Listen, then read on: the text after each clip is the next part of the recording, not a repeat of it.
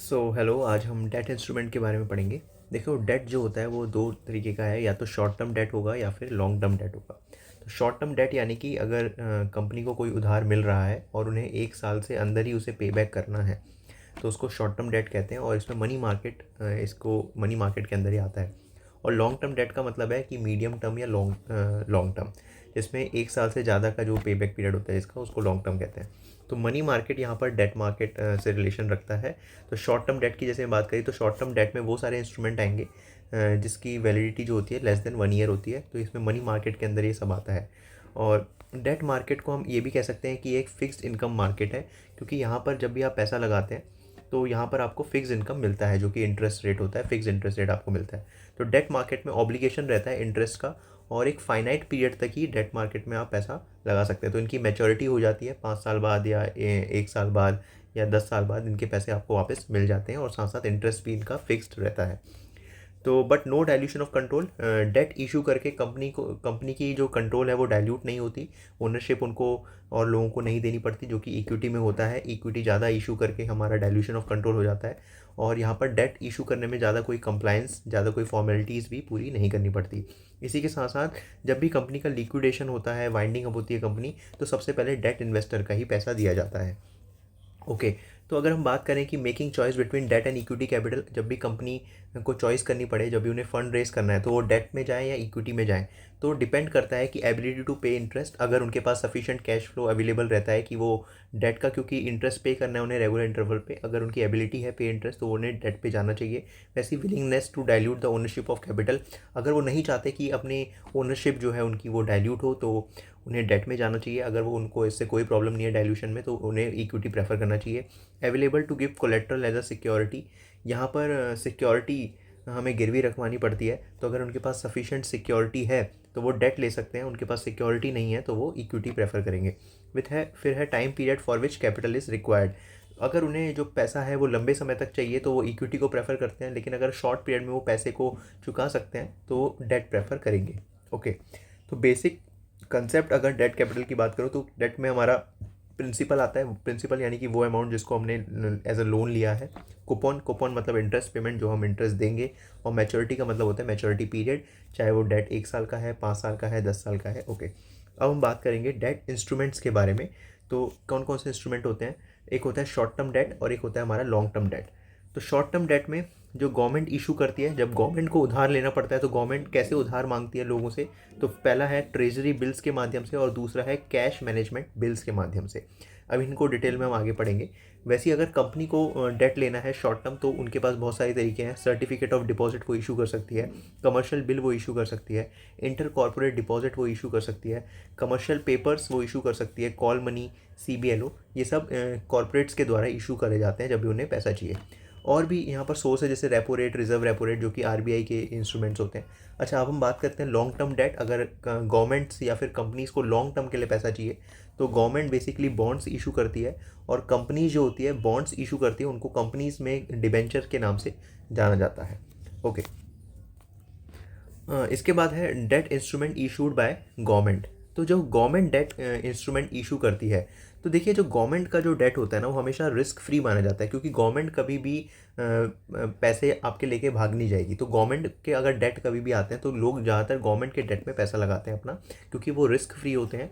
तो गवर्नमेंट अपने time to time अपने बॉन्ड्स इशू करती रहती है, लाइक सेंट्रल गवर्नमेंट, जो सेंट्रल गवर्नमेंट के बॉन्ड्स होते हैं, और स्टेट गवर्नमेंट की, हर स्टेट्स भी अपने बॉन्ड्स इशू करती है जब भी उन्हें पैसे की ज़रूरत पड़ती है। तो सेंट्रल गवर्नमेंट के जो बॉन्ड होते हैं वो शॉर्ट टर्म के भी हो सकते हैं और लॉन्ग टर्म के भी हो सकते हैं। सेंट्रल गवर्नमेंट के शॉर्ट टर्म के होंगे तो बेसिकली वो टी बिल्स या फिर कैश मैनेजमेंट बिल्स इशू करके मांग लेगी पैसा लोगों से। और अगर लॉन्ग टर्म के लिए चाहिए सेंट्रल गवर्नमेंट को पैसा, तो वो बॉन्ड्स या फिर डेटेड सिक्योरिटी इशू करती है। और वैसे ही स्टेट गवर्नमेंट का भी सेम है। तो स्टेट गवर्नमेंट को भी अगर लंबे समय के लिए चाहिए तो वो भी बॉन्ड्स इशू करके पैसे को रेज कर सकते हैं। और ये याद रखना है आपको कि गवर्नमेंट्स जो बॉन्ड्स होते हैं वो रिस्क फ्री होते हैं, यहाँ पर ज़्यादा रिस्क नहीं होता है। ओके। फिर है गवर्नमेंट सिक्योरिटी, जिसे हम GSECs भी कह सकते हैं। ये SLR के लिए भी कंट्रीब्यूट की जाती है। SLR यानी कि स्टैट्यूटरी लिक्विडिटी रेशो। ओके। क्या होती है ये? हमें पता है कि हम जो भी कमर्शियल बैंक होते हैं उनको 2 रेशो मेंटेन करनी पड़ती है। जो भी उनके पास पैसा आता है, सारे पैसे का वो लोन नहीं दे सकते, कुछ उन्हें रिजर्व में रखना पड़ता है। तो एक उन्हें CRR मेंटेन करना पड़ता है, जो कि कैश रिजर्व रेशो होता है, मतलब जो एक रेट बता देगा RBI, लाइक 4% अगर CRR है, तो जितना भी पैसा बैंकों के पास आया है उसका 4% उन्हें सेंट्रल बैंक के पास रखना है, और जितना भी पैसा आया है उनका, सपोज SLR का रेट 18% चल रहा है, तो 18% पैसा उन्हें अपने पास मेंटेन करना पड़ेगा। तो अपने पास वो कैसे मेंटेन करते हैं, 18% पैसे को वो एज अ लोन नहीं दे सकते सेंट्रल बैंक, 18% पैसे को वो अपने लिक्विड एसेट्स में इन्वेस्ट कर सकते हैं। तो ये GSECs में भी वो इन्वेस्ट कर सकते हैं, जो कि लिक्विड होते हैं, हाईली लिक्विड होते हैं। जब भी उन्हें पैसे की जरूरत होगी तो इनको बेच के वो पैसा ले सकते हैं। तो इसलिए बोला है कि GSECs is contribute to SLR, मतलब SLR जो भी उन्हें सेंट्रल बैंक को मेंटेन, कमर्शियल बैंक को मेंटेन करना पड़ता है, वो GSECs में डाल सकते हैं उस पैसे को। अब हम देखते हैं कि गवर्नमेंट सिक्योरिटीज़ के मेजर प्लेयर्स कौन है, कौन कौन गवर्नमेंट सिक्योरिटीज़ में डील करता है। Commercial bank, primary dealer, financial institutions हो गए हमारे, कोऑपरेटिव बैंक हो गए, रीजनल रूरल बैंक हो गए, म्यूचुअल फंड्स हो गए, corporates, partnership firms, state government etcetera. तो ये सारे हमारे GSECs सिक्योरिटीज़ को बाय एंड सेल करते हैं। अब हम बात करते हैं वो प्राइमरी डीलर कौन होता है। It is the firm that boys the government security. देखिए, जो भी फर्म, जो भी कंपनी गवर्नमेंट सिक्योरिटी बाय कर रही है, या तो वो डायरेक्टली गवर्नमेंट से बाय कर सकती है, ठीक है, या फिर मार्केट से बाय कर सकती है, तो इनको बोलते हैं हम प्राइमरी डीलर, ठीक है। और प्राइमरी डीलर का इंटेंशन ये होता है बाय करने का कि वो रीसेल कर देते हैं उसे आगे को। ओके, तो प्राइमरी डीलर क्या होते हैं, गवर्नमेंट सिक्योरिटी बाय करते हैं गवर्नमेंट से और आगे उसको बेच देते हैं, ठीक है, acting as a market maker. तो ये एक तरीके से मार्केट मेकर का भी काम करते हैं, ठीक है। मार्केट में एक जगह से सामान लिया, दूसरी जगह सामान बेचा। ओके, तो ये 2 वे कोड्स मार्केट में प्रोवाइड करते हैं। फिर इसके बाद है, अगर आपको, जैसे देखिए, अगर हमें शेयर्स बाय करने होते हैं कोई भी कंपनी के, तो हमारे पास बहुत सारे प्लेटफॉर्म है। आजकल तो बहुत सारे ऐप्स अवेलेबल हैं, लाइक ग्रो, जेरोधा, अपस्टॉक्स। लेकिन अगर हमें गवर्नमेंट सिक्योरिटीज़ बाय करनी है, जो कि प्राइमरी मार्केट से अगर हमें बाय करनी है, तो RBI ने एक प्लेटफॉर्म लॉन्च किया है जिसको बोलते हैं ई-कुबेर प्लेटफॉर्म।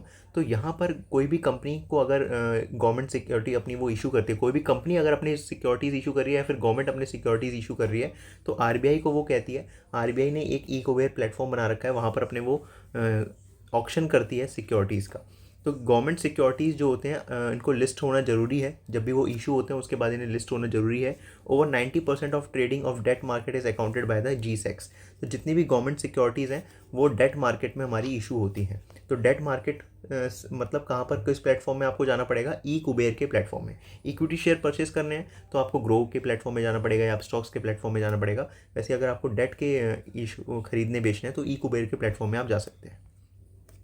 फिर है ऑक्शन। यहाँ पर जो बोली लगाई जाती है वो 2 तरीके की है। एक तो है हमारी यील्ड बेस्ड ऑक्शन, ठीक है, और एक होती है हमारी price based auction. Yield based यानी कि यहाँ पर यील्ड को प्रेफरेंस दिया जाता है कि कितना यहाँ पर हमें रिटर्न मिलेगा, उस हिसाब से लोग बोली लगाते हैं।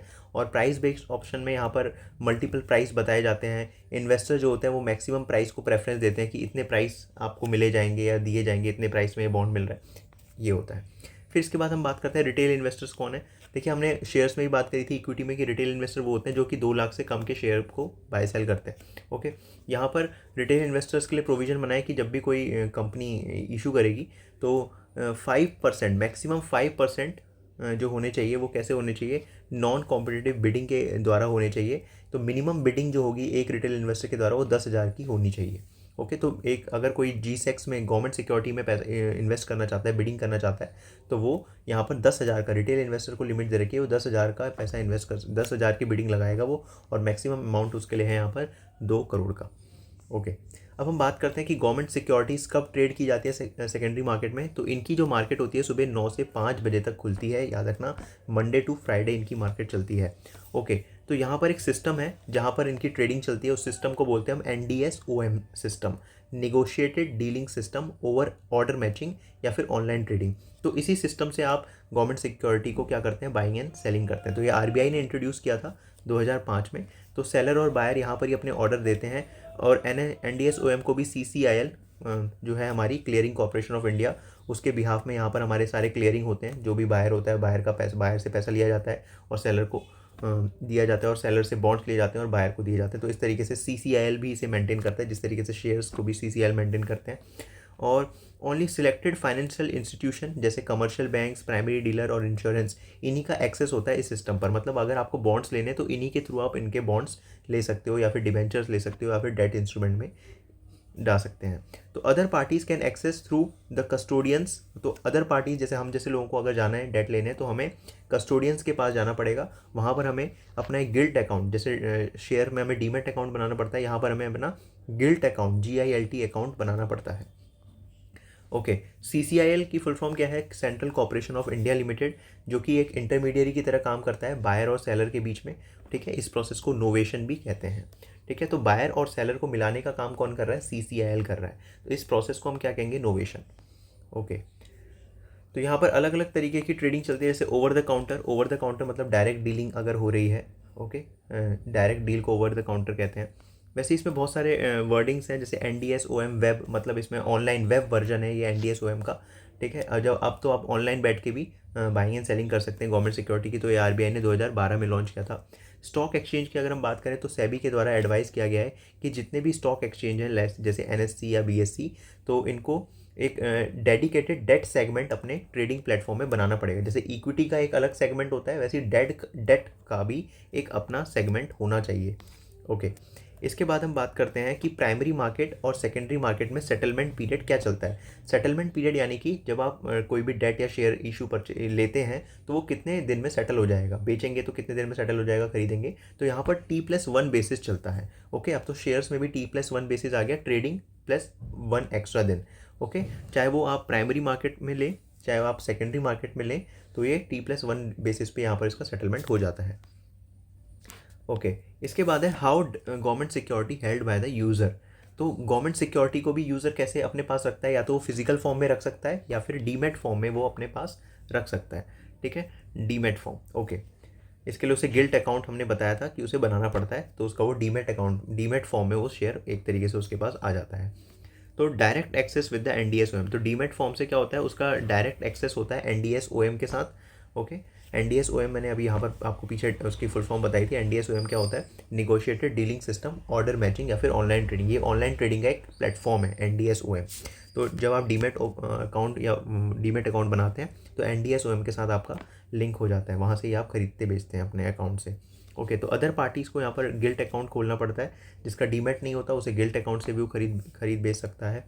ओके, देन है investor have the option of holding GSEX in the demat form with depository. तो जैसे कि आप अपने इक्विटी शेयर्स को होल्ड करते हैं डीमेट फॉर्म में, वैसे ही इन्वेस्टर जो है उसके पास ऑप्शन रहता है कि या तो वो गिल्ट अकाउंट ओपन कर ले या फिर गवर्नमेंट सिक्योरिटी को डीमेट फॉर्म में भी अपने होल्ड कर सकता है। ओके, फिर हम बात करते हैं कि गवर्नमेंट सिक्योरिटी के जो प्राइस होते हैं वो किस तरीके से मार्केट में फ़िक्स किए जाते हैं। तो इंटरेस्ट बहुत सारे उन पर डिपेंड करता है, जैसे कि इंटरेस्ट रेट। अगर इंटरेस्ट रेट मार्केट में बढ़ता है, ओके, इंटरेस्ट रेट अगर मार्केट में बढ़ता है तो गवर्नमेंट सिक्योरिटी का जो रेट होता है वो गिर जाता है, क्योंकि इंटरेस्ट रेट के बढ़ने से इन्फ्लेशन बढ़ता है। और जब इन्फ्लेशन बढ़ेगा तो लोग नहीं चाहेंगे अपना पैसा गवर्नमेंट सिक्योरिटी में लगाना, क्योंकि गवर्नमेंट सिक्योरिटी में रिटर्न खाली 4%, 5% या 6% मिल रहा है और इन्फ्लेशन उससे ज़्यादा रेट से बढ़ रहा है। तो उस समय लोग GSEX में ना इन्वेस्ट करके इक्विटी में इन्वेस्ट करेंगे। इसलिए जब इंटरेस्ट रेट बढ़ता है तो GSEX का रेट कम हो जाता है। वैसे ही inflation, expected price of inflation, अगर इन्फ्लेशन बढ़ेगा तो वही रिलेशन है, इन्फ्लेशन बढ़ेगा तो इंटरेस्ट रेट बढ़ेगा और इंटरेस्ट रेट बढ़ेगा तो GSEX का रेट क्या हो जाएगा? कम हो जाएगा। वैसे ही इंटरनेशनल बॉन्ड मार्केट के हिसाब से भी यहाँ पर गवर्नमेंट सिक्योरिटी का रेट ऊपर नीचे होता है। अगर इंटरनेशनल बॉन्ड मार्केट का रेट बढ़ा है तो GSEX का रेट क्या हो जाएगा? कम हो जाएगा, क्योंकि लोग जो होंगे वो इंटरनेशनल मार्केट में पैसा इन्वेस्ट करेंगे तो हमारे GSEX के रेट क्या हो जाएंगे? कम हो जाएंगे, और ये वाइस वर्सा चलता है। अगर मैं बात करूँ यहाँ पर रिस्क, तो रिस्क जो होता है GSEX में वो मार्केट के हिसाब से डिपेंड कर सकता है। मार्केट का क्या रिस्क है या फिर री इन्वेस्टमेंट रिस्क क्या है, लिक्विडिटी रिस्क क्या है। तो वैसे तो GSEX में गवर्नमेंट सिक्योरिटी में रिस्क थोड़ा कम ही होता है अगर उसे गवर्नमेंट ने इशू किया होता है तो। ओके, अब इसके बाद है हमारा कि debt instrument issued by the corporate. Company के द्वारा जो डेट इंस्ट्रूमेंट इशू किए जाते हैं तो उसमें कंपनी क्या देती है? अपने इन्वेस्टर्स को एक फ़िक्स्ड कूपन रेट देती है। ठीक है, ओके, तो जब भी हमें डेट में इन्वेस्ट करना चाहिए तो उस समय हमें सब देखना चाहिए कि क्रेडिट क्वालिटी क्या है बोरोवर की, कि कौन उधार ले रहा है। जैसे अगर रिलायंस जैसी कंपनी उधार लेती है तो उसमें हम बिना देखे बिना सोचे समझे इन्वेस्ट कर सकते हैं, क्योंकि हमें पता है कि उनकी जो क्रेडिट क्वालिटी है वो अच्छी है। ओके, तो जितनी ज़्यादा क्रेडिट क्वालिटी किसी कंपनी की होती है उतना कम वो कूपन रेट देते हैं, ये भी आप ध्यान रखना, क्योंकि उन्हें उनके डिफ़ॉल्ट होने का जो खतरा है वो कम है, तो जहाँ रिस्क कम होगा तो रिटर्न भी क्या होगा, कम होगा। तो जिस कंपनी की बहुत ज़्यादा क्रेडिट क्वालिटी है तो वो कूपन रेट भी आपको क्या देंगे, कम देंगे। देखिए कोई अगर एक नई कंपनी है, उसको पैसे की ज़रूरत है और वो डेट इशू करना चाहती है और उसकी क्रेडिट क्वालिटी अभी पता नहीं है लोगों को या फिर कम है, ठीक है, तो वो अपने लोगों को लुभाने के लिए हाई कूपन रेट देंगे।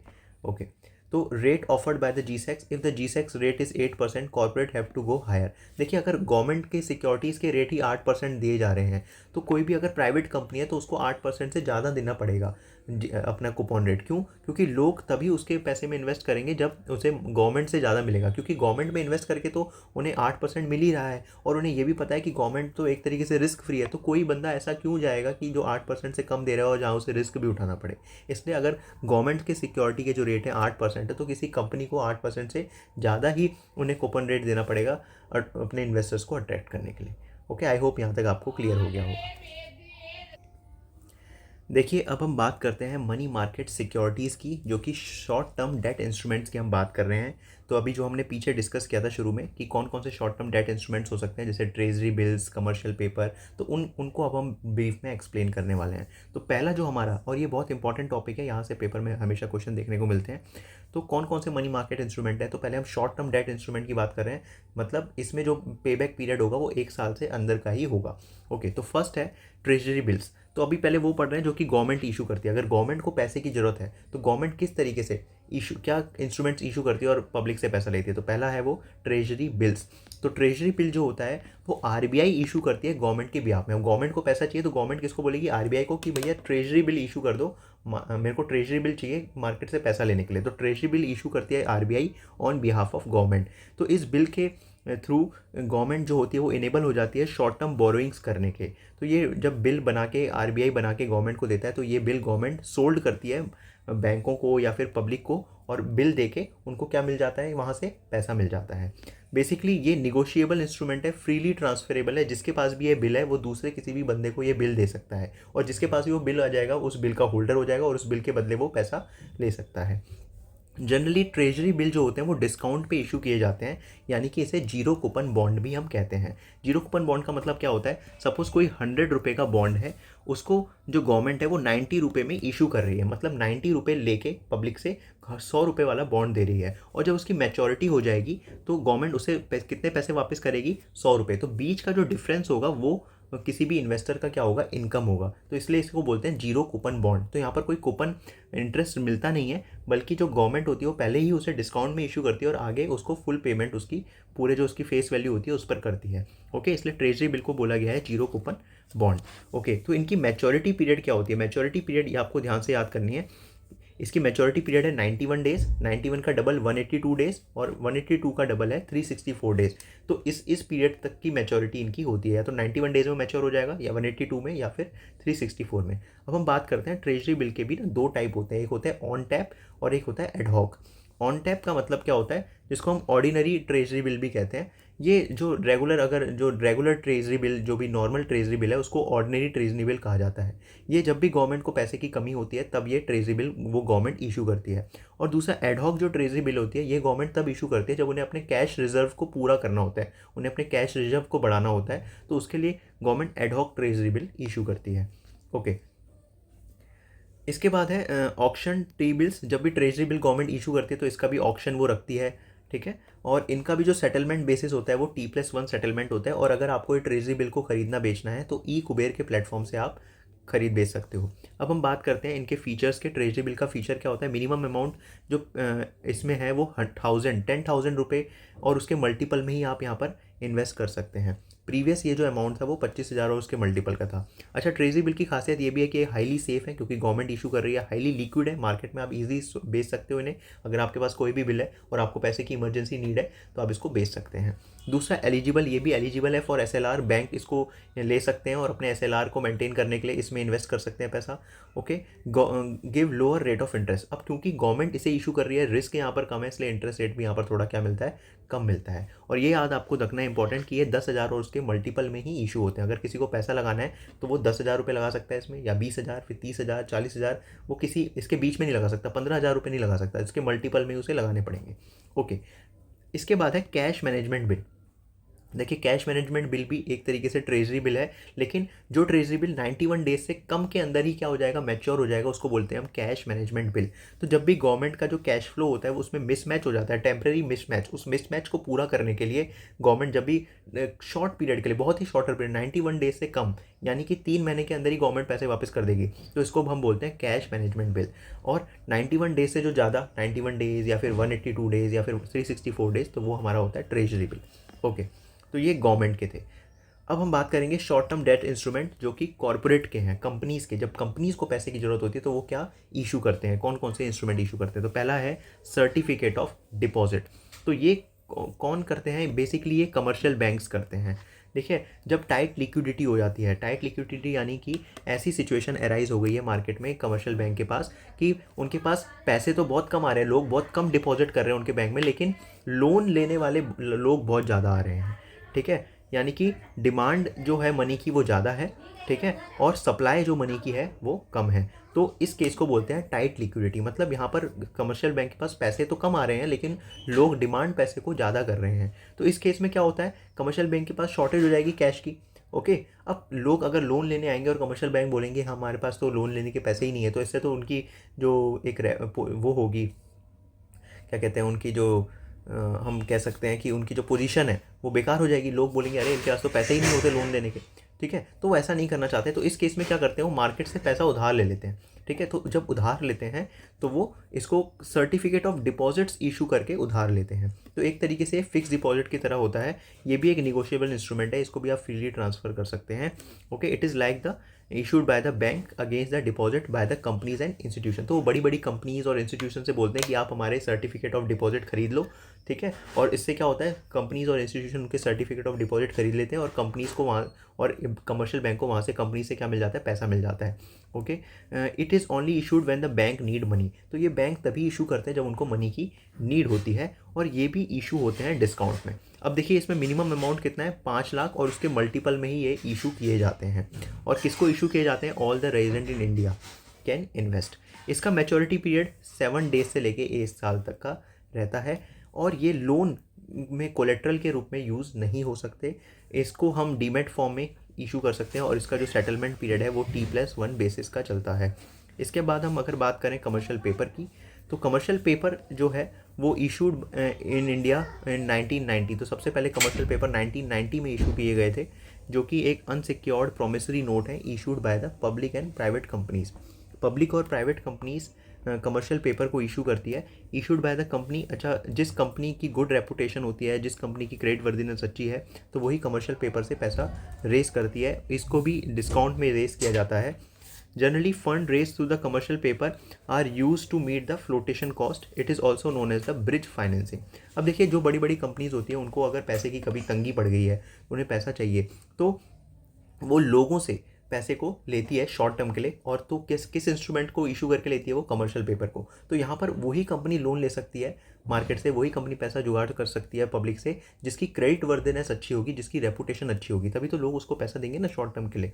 ओके, तो इसको जनरली कंपनी तब भी यूज़ करती है जब फ्लोटेशन कॉस्ट, जब भी कोई हमें फ्लोटेशन कॉस्ट मतलब जब हम नई पहले इशू कर रहे हैं, कैपिटल इशू कर रहे हैं, आईपीओ ला रहे हैं, या फिर हमें फर्दर पब्लिक ऑफर ला रहे हैं, तो उस समय हमें बहुत ज़्यादा पैसा खर्च करना पड़ता है एडवर्टाइजिंग में, तो वो पैसे की कमी पड़ जाती है, तो उस ब्रिज फाइनेंसिंग भी इसे कहा जाता है। तो उस समय हम ये कमर्शियल पेपर से पैसा इशू करते हैं। तो इसकी मैच्योरिटी पीरियड जो होती है 12 मंथ की होती है। ओके, तो ये हु कैन इशू, वो कोई भी कंपनी जिसकी टेंजिबल नेटवर्थ 4 करोड़ से ज़्यादा की है वो कमर्शियल पेपर इशू कर सकता है। इसका जो अमाउंट है वो 5 लाख और इसके मल्टीपल में ये इशू होते हैं। इसका जो मैच्योरिटी पीरियड है वो 7 दिन से लेके 1 साल के बीच में रहता है। और यहाँ पर अगर आपको इशू करने हैं तो सेबी के द्वारा रजिस्टर्ड जो क्रेडिट रेटिंग एजेंसी है उनके द्वारा आपको अपने कमर्शियल पेपर को रेटिंग भी करवानी पड़ेगी, और मिनिमम आपको A3 की रेटिंग लेनी पड़ेगी, तभी आप जाके इशू कर सकते हैं। अब हम बात करते हैं कमर्शियल बिल्स की। देखिए कमर्शियल बिल एक तरीके से नॉर्मल बिल है। जब भी कोई भी कंपनी दूसरी कंपनी से उधार में सामान लेती है, क्रेडिट में परचेज करती है, तो सामने वाला क्या बना के देता है उसे, बिल, कि भैया इतने इतने महीने बाद तू मेरे पैसे वापस कर देना। तो इसी को हम बोलते हैं कमर्शियल बिल। तो ठीक है, तो ये एक तरीके से का ट्रेड बिल है या फिर एकोमोडेटिंग बिल है, जो एक बिजनेस दूसरे बिजनेस को इशू करता है। तो ये कॉमन इंस्ट्रूमेंट है, ये तो आए दिन यूज़ होता है जब भी क्रेडिट परचेज या क्रेडिट सेल होता है। ये भी एक निगोशिएबल इंस्ट्रूमेंट है, और जब इस बिल को आप बैंक में जाके डिस्काउंट करवा लेते हो तो इसको हम नाम दे देते हैं कमर्शियल बिल। तो पहले इसका नाम बिल रिसीवेबल होता है, ओके, BR से हम कहते हैं, बिल रिसीवेबल। और जब आप बैंक से जाके इसको डिस्काउंट करवा लोगे तो इसका नाम क्या बन जाएगा, कमर्शियल बिल बन जाएगा।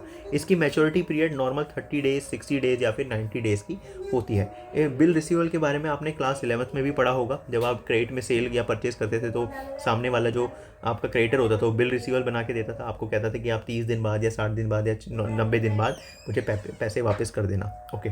और उन्हीं बिल को जब आप बैंक में जाके पहले से ही डिस्काउंट करवा लेते थे तो उसको हम कह देते हैं कमर्शियल बिल, ओके। इस रीडिस्काउंटिंग का मतलब क्या होता है, व्हेन बैंक, अब जब बैंक से आपने डिस्काउंट करवा लिया, बैंक के पास क्या आएगा, वो बिल, और बैंक क्या देगा, सामने वाले को पैसे। अब बैंक को ही पैसे की जरूरत है तो वो बिल भी किसी और बैंक से जाके डिस्काउंट करवा सकता है, इसको बोलते हैं रीडिस्काउंटिंग, ओके। अगर हम बात करें टाइप्स ऑफ कमर्शियल बिल की, तो एक तो होता है डिमांड बिल। डिमांड बिल मतलब जिसके पैसे आपको जब भी सामने वाला डिमांड करेगा तभी देने पड़ेंगे। एक होता है यूजेंस बिल। यूजेंस बिल मतलब यूजेंस बिल का मतलब जिसका पेबल आपको स्पेसिफिक टाइम पर ही करना है। जैसे 30 दिन बाद करना है तो 30 दिन बाद ही करना है, 60 दिन बाद करना है तो 60 दिन बाद करना है। डिमांड बिल मतलब वो सामने वाला बंदा इस पीरियड के बीच में कभी भी आपसे डिमांड कर सकता है पैसे की, उसी समय आपको देने पड़ेंगे, वो आपका डिमांड बिल होता है। देन अगर हम बात करें फोर्थ इंस्ट्रूमेंट की, वो है हमारा कॉल मनी, नोटिस या फिर टर्म मार्केट। तो इसमें क्या होता है, जब एक बैंक दूसरे बैंक से बोरो करता है, ओके, एक बैंक दूसरे बैंक से बोरो करता है तो उससे बोलते हैं कॉल मनी, नोटिस या फिर टर्म मार्केट। तो जब एक बैंक खाली एक दिन के लिए बोरो कर रहा है तो उसे कॉल मनी बोल देंगे हम। एक बैंक दूसरे बैंक से एक दिन या एक दिन से लेकर 14 दिन के तक के लिए बोरो कर रहा है कोई चीज़ तो वो उसे नोटिस मार्केट कहते हैं। 14 दिन से ज़्यादा समय के लिए बोरो कर रहा है तो दूसरे बैंक से तो उसे टर्म मार्केट कहते हैं। जो इसका जो ड्यूरेशन चलता है मिनिमम मैक्सिमम, वो 1 से लेकर 15 डेज़ के बीच में ही चलता है। तो जब एक बैंक दूसरे बैंक से बोरो करता है तो उसे कॉल मनी या नोटिस या फिर टर्म मार्केट कहा जाता है, ओके। तो ये बैंक क्यों बोरो करते हैं, क्योंकि उन्हें अपना CRR मेंटेन करना होता है। हमने याद पढ़ाया था पीछे, CRR यानी कि कैश रिजर्व रेशो, जो कि उन्हें मेंटेन करना होता है विद सेंट्रल बैंक। तो जब भी उनके पास कमी हो जाती है तो एक दूसरे बैंक से बोरो करके उसे मेंटेन कर लेते हैं। इस पर जो इंटरेस्ट पे करते हैं एक बैंक जिसने बोरो किया है, वो इंटरेस्ट देगा ना, इंटरेस्ट देके करेगा तो उसे कॉल रेट कहा जाता है। और कॉल रेट काफ़ी वॉलेटाइल होता है क्योंकि एक एक दिन के लिए हम ले रहे हैं या फिर घंटे के हिसाब से भी यहाँ पर इंटरेस्ट रेट कैलकुलेट किया जाता है, या तो डे टू डे बेसिस पर या फिर और टू और बेसिस पर। कभी कभार तो minute to minute, minute to minute basis पर भी यहाँ पर इंटरेस्ट रेट कैलकुलेट किया जाता है। देखिए, अगर ये इस पर भी डिपेंड करता है, अगर CRR रेट या SLR रेट कम है तो कॉल रेट भी क्या होगा, कम होगा। वैसे अगर RBI ने CRR रेट, SLR रेट बढ़ा दिया है तो कॉल रेट भी क्या होगा, फिर बड़ा होगा। तो इन्वर्स रिलेशन यहाँ पर चलता है, return of investment on call money and other security. अगर ROI कॉल मनी का ज़्यादा है तो अदर सिक्योरिटीज़ क्या हो जाती हैं, चीप हो जाती हैं, ठीक है। अगर आपको कॉल मनी से पैसा ज़्यादा मिल रहा है तो दूसरी सिक्योरिटीज़ क्या हो जाएंगी, आपके लिए चीप हो जाएंगी। वैसे ही इसका वाइस वर्सा। तो यहाँ पर ट्रेड करने के लिए वही आप एग्जीक्यूट कौन करता है यहाँ के ट्रेड, NDS वाले या फिर CCIL वाले। और इसके लिए जो टाइमिंग है वो सुबह 9 से लेकर 5 बजे के बीच में होती है, ओके। इसके बाद हम बात करते हैं जरा CBLO की, जो कि है collateralized borrowing and lending obligation. तो ये कौन यूज़ करते हैं, ये use by the non bank entities to borrow. तो जो भी नॉन बैंक एंटिटी है उन्हें अगर पैसे की ज़रूरत है तो वो CBLO के थ्रू पैसे को रेज कर सकती है, ठीक है। इसे कौन ऑपरेट करता है, CCIL, okay. Entities eligible for collateral, और यहाँ से जो आप पैसा बोरो करते हैं वो कोलेट्रल के रूप में भी यूज़ हो सकता है, ओके। और ये भी एक डिस्काउंटेड इंस्ट्रूमेंट है, ये भी डिस्काउंट में इशू होता है। इसकी मैच्योरिटी पीरियड क्या है, 1 डे से लेके 1 ईयर की है, ओके। लेकिन इसको अब हटा दिया गया है CBLO को। 19 नवंबर 2018 में इसको डिसकंटिन्यू कर दिया गया था, और इसके बाद एक नया चीज़ आई जो कि ट्राई पार्टी रेशो करके थी, वो आई थी, ओके। इसके बाद आता है inter corporate deposit. Inter corporate deposit यानी कि जब एक कंपनी किसी दूसरे कंपनी से बोरो कर रही है, इसको बोलेंगे हम इंटर कॉर्पोरेट डिपॉजिट, ठीक है। तो ये गवर्न होता है अंडर द कंपनीज एक्ट। इसकी जो रेंज होती है वो 1 दिन से 1 साल के बीच में होती है। तो अगर कोई भी कंपनी 1 दिन से 1 साल के बीच में बोरो कर रही है तो वो इसके अंदर आ जाएगी। तो अब अभी हम वैसे ही शॉर्ट टर्म इंस्ट्रूमेंट के बारे में पढ़ रहे हैं जो कि 1 साल के अंदर के ही होंगे सारे। ये अनसिक्योर्ड होता है एक तरीके से, ओके। इसके बाद अगर हम बात करें कि व्हाट इज़ रेपो रेट या फिर रिवर्स रेपो रेट।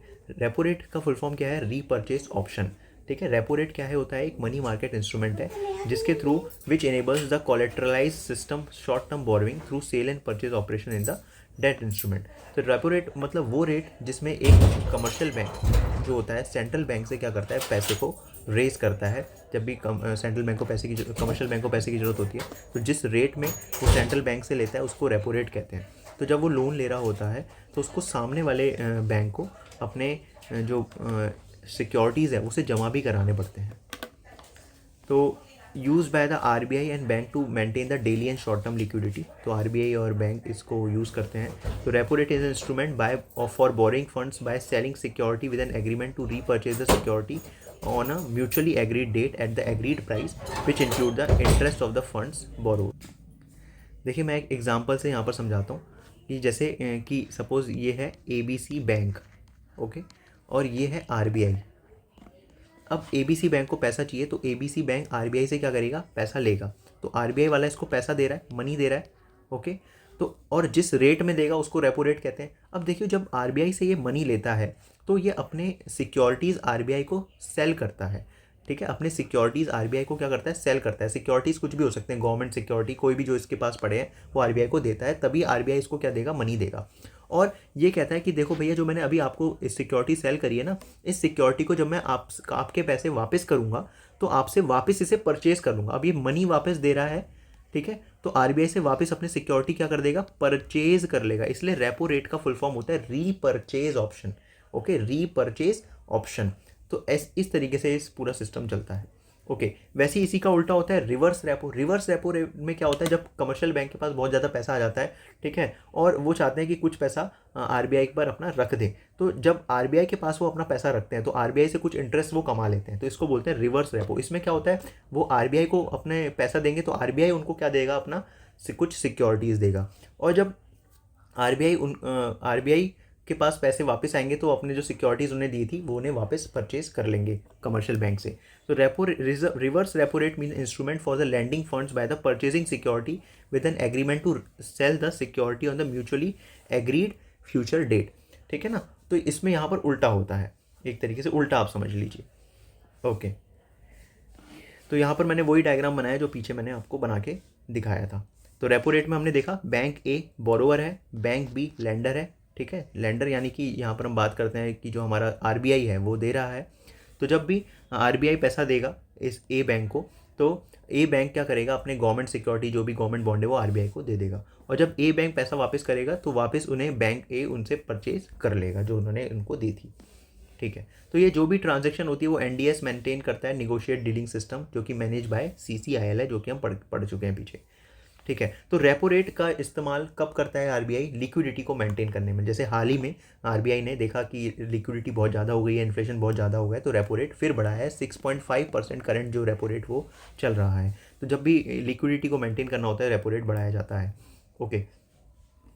इसके बाद है रेपो रेट में बहुत और भी टाइप के रेपो रेट होते हैं। जैसे एक होता है वन नाइट रेपो, जो कि 1 डे का होता है, एक दिन से ज़्यादा के लिए टर्म रेपो होता है, और जिसकी कोई मैच्योरिटी डेट नहीं होती उसको नो मैच्योरिटी डेट वाला ओवर रेपो कहते हैं, वो ऑपरेटिव रेपो कहते हैं उसको, ओके। फिर इसके बाद आता है हमारा मार्केट स्टेबलाइजेशन स्कीम, एमएसएस। अब देखते हैं ये क्या होता है, what is MSS, market stabilization scheme. देखिए जब मार्केट में बहुत ज़्यादा लिक्विडिटी अराइज हो गई है, बहुत ज़्यादा लिक्विडिटी है मार्केट में, ठीक है, बहुत ज़्यादा पैसे आ गए हैं, ठीक है, एंड अब गवर्नमेंट जो आरबीआई है हमारा, उसको क्या करना है, मार्केट से पैसा को लेना है, क्योंकि बहुत ज़्यादा पैसे लेने से क्या होता है, मार्केट में महंगाई बढ़ने लग जाती है। तो आरबीआई पूरी मार्केट की जो लिक्विडिटी है उसको एब्जॉर्ब कर लेता है, एक्सेस लिक्विडिटी को। तो उसके लिए गवर्नमेंट आरबीआई क्या करता है, आरबीआई अपने बॉन्ड्स को बैंकों को बेचने लग जाता है, पब्लिक को बेचने लग जाता है, क्योंकि बैंकों और पब्लिक के पास ही तो पैसा है। तो उनको वो क्या दे देता है, बॉन्ड दे देता है, और पब्लिक से क्या ले लेता है या बैंक से क्या ले लेता है, पैसे को अपने पास ले लेता है, और जो भी पैसा आता है उसको एक फिक्स अकाउंट में वो रख लेता है। तो मार्केट स्टेबलाइजेशन स्कीम यानी कि वो स्कीम जिसका ऑब्जेक्टिव क्या है कि मार्केट की लिक्विडिटी को मेंटेन करना, ठीक है, ओके। तो ये ओपन मार्केट ऑपरेशन से थोड़ा अलग होता है। ओपन मार्केट ऑपरेशन में भी बाइंग एंड सेलिंग करता है आरबीआई, लेकिन वहाँ पर वही गवर्नमेंट सिक्योरिटी को लेना देना होता है, लेकिन मार्केट स्टेबलाइजेशन स्कीम में खाली सेलिंग करता है, बाइंग नहीं करता आरबीआई। तो डिमोनेटाइजेशन में इसका बहुत इस्तेमाल हुआ था। डिमोनेटाइजेशन के टाइम पे बैंक के पास काफ़ी पैसा आ गया था, लिक्विडिटी मार्केट में बहुत हो गई थी, तो जो आरबीआई था वो उन्होंने बॉन्ड्स इशू करा, अपने बहुत सारे बॉन्ड्स इशू करे, और क्या किया, बैंकों से पैसे को ले लिया। तो ये सारे थे हमारे शॉर्ट टर्म डेट इंस्ट्रूमेंट। अब हम देखते हैं थोड़ा कि लॉन्ग टर्म डेट मार्केट क्या होती है। तो लॉन्ग टर्म डेट मार्केट यानी कि जब भी गवर्नमेंट या फिर किसी भी कंपनीज़ को लंबे समय के लिए लोन लेना है, एक से ज़्यादा साल का उसका पे बैक पीरियड होगा, वो लॉन्ग टर्म उसमें आ जाता है। तो गवर्नमेंट क्या इशू करती है, बॉन्ड्स इशू करती है। तो गवर्नमेंट में दो तरीके की गवर्नमेंट है, या तो सेंट्रल गवर्नमेंट या स्टेट गवर्नमेंट, दोनों को पैसे की जरूरत पड़ सकती है। तो दोनों गवर्नमेंट अपने अपने बॉन्ड्स इशू कर सकती है।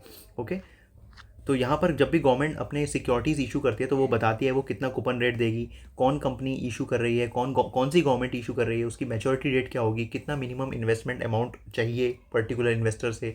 और वैसे जब कॉर्पोरेट अपने डेट को इशू करती है तो इसमें या तो पब्लिक सेक्टर बड़ी बड़ी कंपनीज इशू करती है या फिर कोई प्राइवेट वाली सेक्टर इशू करती है। तो वो भी अलग अलग डेट इशू कर सकती है। जो कुछ डेट होते हैं टैक्सेबल डेट होते हैं, कुछ डेट होते हैं टैक्स फ्री डेट होते हैं। ओके, तो इससे अलग अलग टाइप के डेट इंस्ट्रूमेंट ये कॉर्पोरेट वाले भी इशू कर सकते हैं। इसके बाद अगर हम बात करें कि corporate credit yield in the corporate bond, तो यहाँ पर जो गवर्नमेंट बॉन्ड होते हैं, गवर्नमेंट बॉन्ड से थोड़ा ज़्यादा हमें क्रेडिट मिलना चाहिए। प्राइवेट बॉन्ड वालों को गवर्नमेंट बॉन्ड से थोड़ा ज़्यादा पैसा देना चाहिए इन्वेस्टर्स को, तभी तो जो इन्वेस्टर्स होंगे वो कॉर्पोरेट बॉन्ड की तरफ जाएंगे। तो देखिए ये लिखा गया है कि अगर यील्ड की प्राइवेट यील्ड बॉन्ड की यील्ड यानी कि रिटर्न की बात करें तो कैसे वो कैलकुलेट हो सकता है कि जो यील्ड गवर्नमेंट बॉन्ड से मिल रहा है, रिटर्न गवर्नमेंट बॉन्ड से मिल रहा है, उसमें कुछ एक्स्ट्रा उसमें होना चाहिए। सपोज गवर्नमेंट से जो रिटर्न मिल रहा है वो 6% का मिल रहा है, अगर आप गवर्नमेंट के बॉन्ड में इन्वेस्ट करते हो तो 6% का, तो प्राइवेट वालों को कुछ परसेंट बढ़ा के देना चाहिए। सपोज 2% बढ़ा दिया, 8%, तो प्राइवेट बॉन्ड का यील्ड कितना हो जाएगा, 8%। तो जो 2% एक्स्ट्रा दिया है इसको बोलेंगे हम credit spread. Okay, credit spread. Okay, अब बॉन्ड में जब भी आप इन्वेस्ट करो ना तो हमेशा उसकी रेटिंग को जरूर देखें कि कौन सा रेटिंग वाला बॉन्ड है। जो AAA रेटिंग वाला बॉन्ड होता है वो काफ़ी सिक्योर माना जाता है, और जैसे जैसे रेटिंग कम होगी, AA, सिंगल ए, फिर B, double B, triple B, double B, D, तो जैसे जैसे नीचे आएंगे उतना और उसमें रिस्क ज़्यादा होगा, उनकी रेटिंग उतनी कम होगी। तो हायर द रेटिंग, जितना अच्छी रेटिंग, ठीक है, उतना कम आपको क्रेडिट स्प्रेड दिखेगा, उतना कम आपको रेट मिलेगा। क्योंकि देखिए रेटिंग जिसकी बहुत अच्छी है तो वहाँ पर रिस्क कम होगा, और रिस्क कम होगा तो रिटर्न आपका कम होगा। इसलिए बोला है कि क्रेडिट स्प्रेड आपको वहाँ पर क्या मिलेगा, कम मिलेगा। ओके, तो जो बॉन्ड होते हैं BBB तक की रेटिंग के आपके लिए अच्छे बॉन्ड माने जाते हैं इन्वेस्टमेंट के लिए, पर्पज़ के लिए। ओके, लेकिन अगर आपको ज़्यादा ही रिस्क लेना है तो आप जाइए नीचे वाले उसमें। ओके, फिर अगर हम बात करें कि लॉन्ग टर्म बॉन्ड के टाइप्स क्या क्या होते हैं, एक तो होता है फिक्स रेट बॉन्ड, जिसका रेट पहले से ही फिक्स है कि भैया इतना इतना % इंटरेस्ट रेट आपको मिलता ही रहेगा। एक होता है फ्लोटिंग रेट बॉन्ड, जिसका मार्केट के हिसाब से डिपेंड करता है कि अगर मार्केट का रेट इंटरेस्ट रेट बढ़ेगा तो इनका भी रेट बढ़ेगा, मार्केट का कम होगा तो इनका भी कम होगा। एक होता है कैपिटल इंडेक्स्ड बॉन्ड, जो कि इन्फ्लेशन से लिंक्ड होते हैं, इन्फ्लेशन बढ़ेगा तो इनका रेट भी बढ़ेगा, इन्फ्लेशन कम होगा तो इनका रेट भी कम होगा। एक होता है इन्फ्लेशन इंडेक्स्ड बॉन्ड, जहाँ पर प्रिंसिपल और इंटरेस्ट आपका प्रोटेक्ट रहता है अगेंस्ट द इन्फ्लेशन। अगर इन्फ्लेशन आपका 6% है तो ये 6% से ज़्यादा ही आपको प्रिंसिपल और इंटरेस्ट का पैसा आपको बना के देंगे, ताकि आपका जो पैसा है वो प्रोटेक्ट रहे। तो इसको बोलते हैं हम inflation indexed bond. Okay okay, और जो ऊपर वाला था कैपिटल इंडेक्स, यहाँ पर आपका खाली प्रिंसिपल सेफ रहेगा, ठीक है, लेकिन नीचे इन्फ्लेशन इंडेक्स बॉन्ड में आपका प्रिंसिपल और इंटरेस्ट दोनों सेफ रहेगा। ये बात ध्यान रखने वाली है। ओके, इसके बाद नया टॉपिक है जिसका नाम है स्ट्राइप्स। स्ट्राइप्स क्या होता है, separate trading for registered interest and principle of security.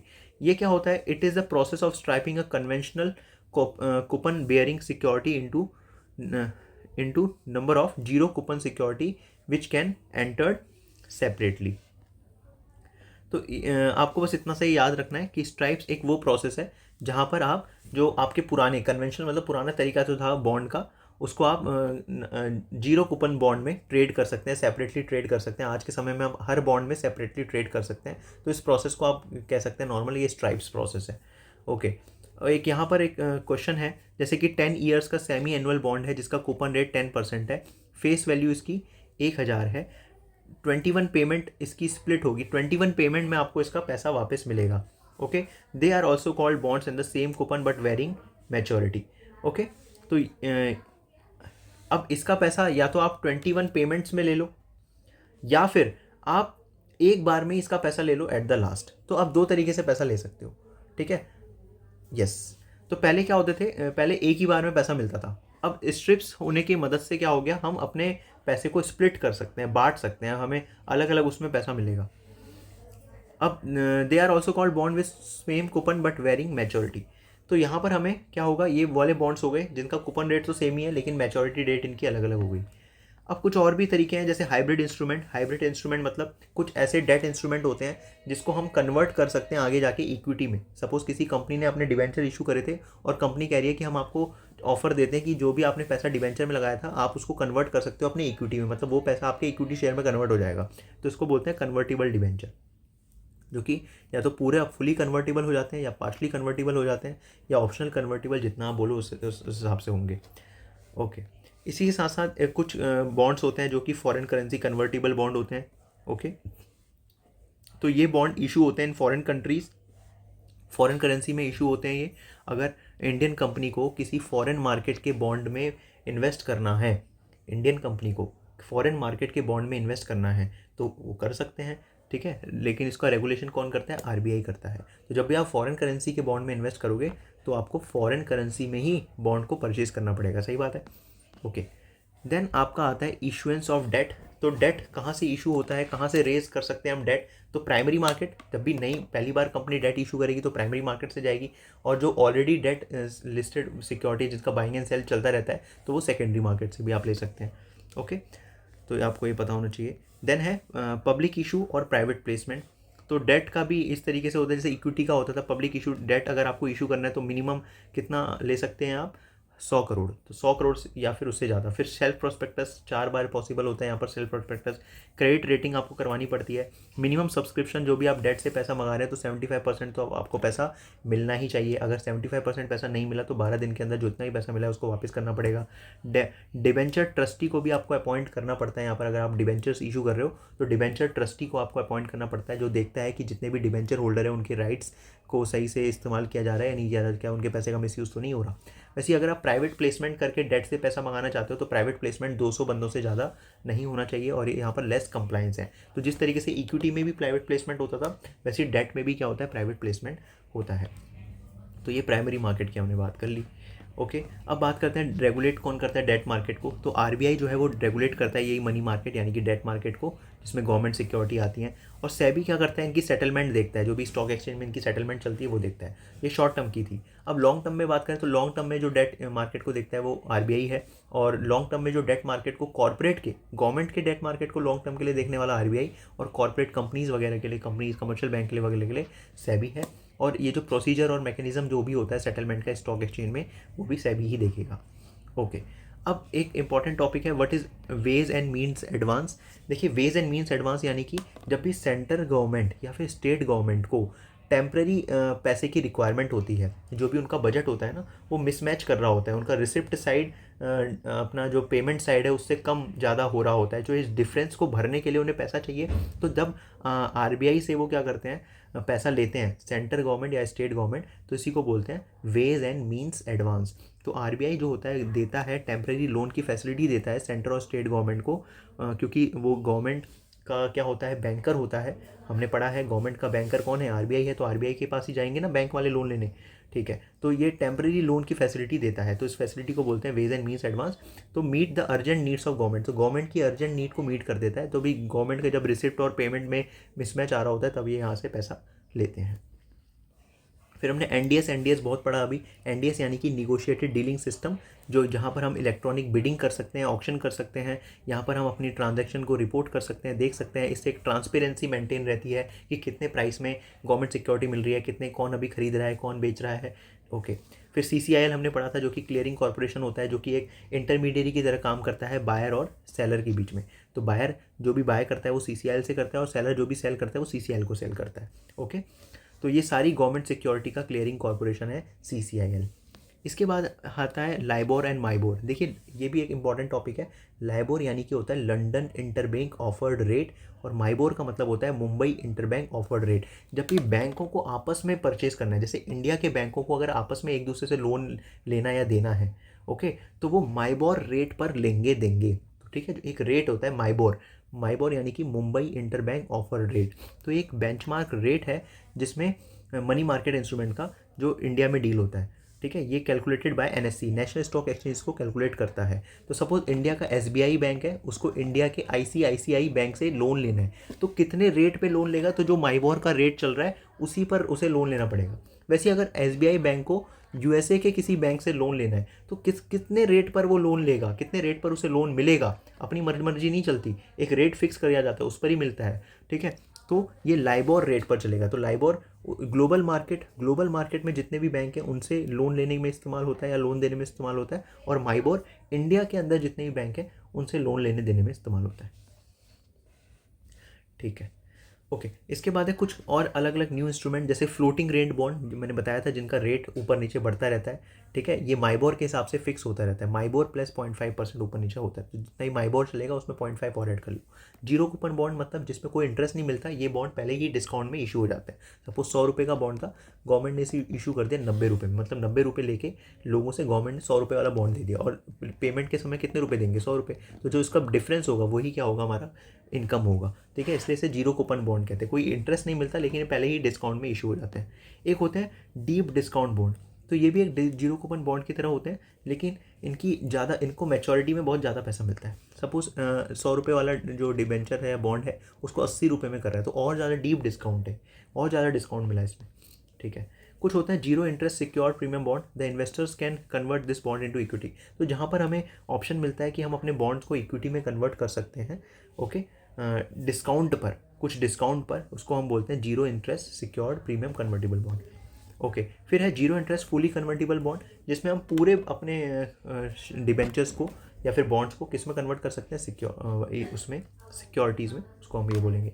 उसके बाद होता है, एक होता है हमारा securitized paper.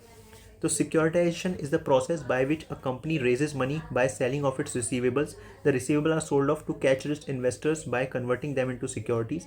The receivable are sold at discount to the investors where represent the yield. तो सिक्योरिटाइजेशन वो प्रोसेस होता है जहाँ पर कंपनी जो होती है पैसे को रेज करती है, कैसे, अपने जो रिसीवेबल्स, उनके जितने भी रिसीवेबल्स हैं, रिसीवेबल मतलब यानी जिन लोगों को उन्होंने उधार में सामान दिया होगा, तो वो कंपनी के कौन होते हैं, रिसीवेबल्स। तो उन रिसीवेबल्स के बदले उन्हें क्या मिला होता है, बीआर मिला होता है। तो बीआर, अब उन्हें पैसा चाहिए तो अपने बीआर को किसको दे दिया, उन्होंने लोगों को दे दिया जो कैश रिच इन्वेस्टर है, मतलब जिनके पास पैसा है उनको अपने बीआर दे दिए, और वहाँ से उन्होंने क्या ले लिए, पैसे ले लिए।